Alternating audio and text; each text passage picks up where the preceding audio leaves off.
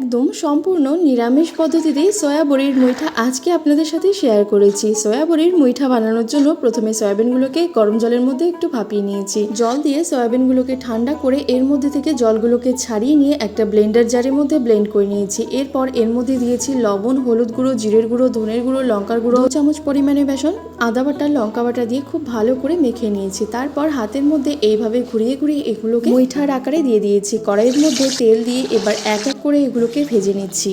খুব ভালো করে একটু লাল লাল করে ভেজে নিয়েছি। তারপর আবারও একই প্রসেসে আমি সবগুলো এখানে ভেজে নিয়েছি। সেই একই তেলের মধ্যে ফোড়নে দিয়ে দিচ্ছি গোটা গরম মশলা, দিয়ে দিচ্ছি হিং, টমেটো কুচি, আদা বাটা, কাঁচা লঙ্কা বাটা, সামান্য একটু জল দিয়ে দিচ্ছি হলুদ গুঁড়ো, জিরের গুঁড়ো, ধনের গুঁড়ো, লঙ্কার গুঁড়ো, দিয়ে দিচ্ছি সামান্য একটু লবণ। খুব ভালো করে মশলাটাকে একটু কষিয়ে নিয়ে তারপর দিয়ে দিচ্ছি এর মধ্যে জল। ঝোল ফুটে আসলেই এর মধ্যে সামান্য একটু চিনি, মুইঠাগুলোকে দিয়ে লো টু মিডিয়াম হিটে একটু ফুটিয়ে নিয়ে নামানোর আগে ঘি, গরম মশলা দিয়ে নামিয়ে নিলে তৈরি হয়ে যাবে সয়া বড়ির মুইঠা।